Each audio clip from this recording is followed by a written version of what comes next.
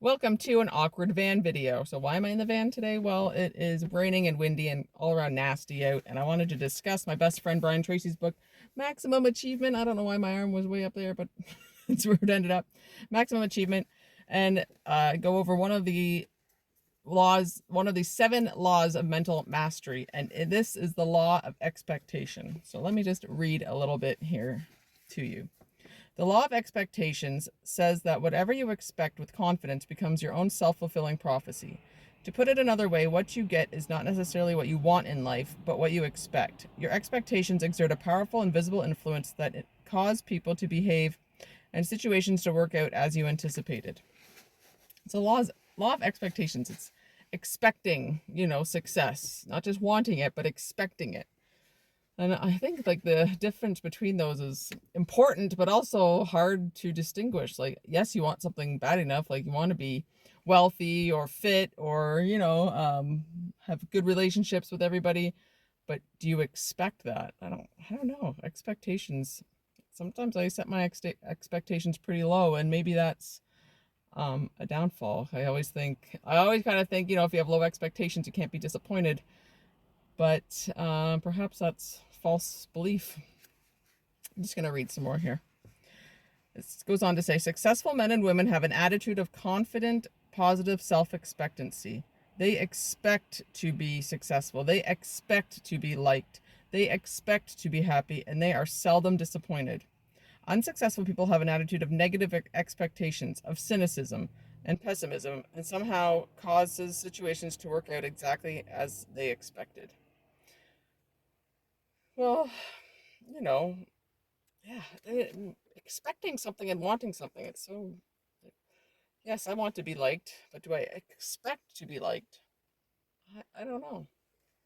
I would hope so. I don't feel like I have a negative attitude, so that is a bonus. I do have a positive attitude and think, people will generally like me. I don't think I'm a horrible person, so, you know, there's that, I guess. But how do you feel? Do you expect things to happen or do you just want them to happen? And like, how do you tell the difference between the two? I find it kind of difficult, but let's go on. And he goes on to explain four kinds of expectations. So I'm going to read them, and it's kind of long. I apologize, but I think this is really important because it makes you think about things that like, I would never think about this. So I think it's important to know and at least be aware of. So there are four sources of expectations that have an impact on your life. The first is the expectations of your parents. We are all unconsciously programmed to try to live up to or down to the expectations that our parents expressed of us when we were growing up. The need for the approval of our parents goes on even after our parents are no longer with us. If your parents expected you to do well and confidently, positively encourage you to do your best and be your best, this will have an enormous influence on the person you have become. If, as it happens in many cases, your parents express negative expectations to you or no expectations at all, you may still be unconsciously saddled with the burden of trying not to disappoint your parents. I think my parents did the latter. They didn't really set any expectations for me. I couldn't really disappoint them. I don't know if that was a good thing or a bad thing, but I did the bare minimum to get by, and they seemed fine with that. I don't know.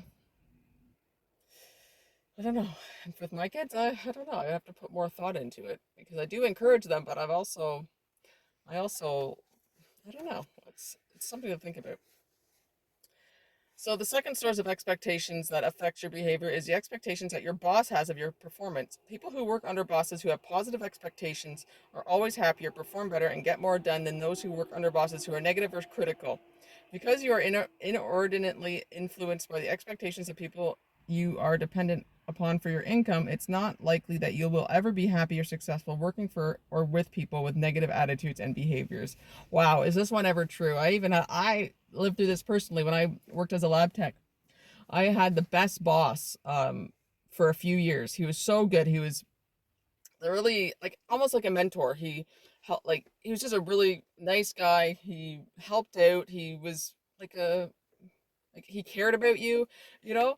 And then when he, of course, moved up the chain because he was really good at what he did, and he was a really nice person. So he succeed like he moved up, and we had a different boss, and she was the complete opposite of him. She was awful. She brought the whole lab down in attitude.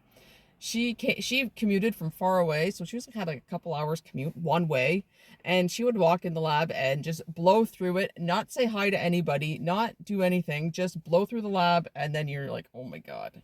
And like, let me tell you, I worked so much harder than I did for my nice boss who did well, and I, not that I did bad work for the boss that she just was not pleasant at all to be around or to communicate with, but like she just brought the whole lab level down, and consequently we did probably less work, and just like I left and I wasn't sad to leave, and I liked that job previously, but like after she took over I was not sad to leave because the atmosphere changed so drastically. And I'm sure that they lost other good staff after me, like there's no doubt, because there's a lot of hospitals, and they could get a job with a lot better boss than her. So yeah, it only takes one person to really lower the atmosphere, and like you don't like it doesn't motivate you to succeed. I was motivated to succeed for my boss um that I liked and that was a good boss, because he, like, you just wanted to do well for him. You didn't want to let him down, you know. With her it's like, well, she's not going to say it, like she doesn't care anyway, so why should I? Even though it's a poor attitude to have, but that's basically what it boils down to. That's my experience with that one anyways. So the third source is the expectations that you have of your children, your spouse, and your employees or staff. You have an enormous impact on the personality, the behavior, and the performance of the people who look up to you for guidance and feedback. The more important you are in the life of someone else, the more powerfully will your expectations affect their performance. Perhaps most consistently effective and predictable motivational behavior you can use is to confidently and constantly expect the best from others. People will always try not to disappoint you. Well, I don't know about this. Like, yeah, that makes sense. I don't know. What do you think about that one? The expectations you have of the people around you. Again, I learned, unfortunately, to have low expectations, and I think I still do, to be honest. I didn't have high expectations of my partner or like my kids. Yes, I do have higher expectations of them, but I mean like like my ex. Um, I just, because I was always disappointed, I just learned to not expect anything. So I don't know. That's kind of a sore spot there, I guess. All right. Now, the fourth source of expectations that you have for yourself is, the wonderful thing about expectations is that you can manufacture your own. You can create your own mental set, your own way of approaching the world, confidently expecting the very best of yourself in every situation. Your expectations for yourself are in themselves powerful enough to override any negative expectations that anyone else may have about you. You can create a force field of positive mental energy around you by confidently expecting to gain something from every situation. Yeah, that's true. I try to do that. I try to get the most out of everything, because even like I've joined Toastmasters, and I'm trying to show up and do what I'm supposed to do, and to get the most out of, like, why be there if I'm not going to try, like, what's the point? So, yeah, I'm trying to have higher expectations for myself. Um I'm trying to not disappoint myself, but I do continue to do that. So, definitely something to work on. All right, and then to sum up, basically, you can never rise any higher than your expectations of yourself. Since they are completely under your control, be sure that your expectations are consistent with what you want to see happen. Always expect the best of yourself.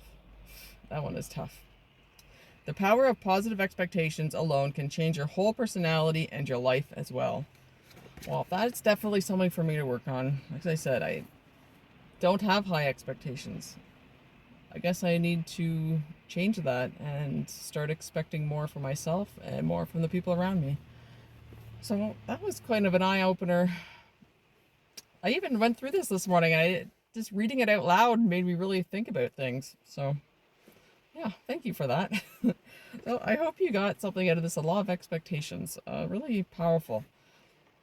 And maybe we're not giving ourselves enough credit or not living up to what we can actually do. So, there we go. Thanks for listening to my van talk.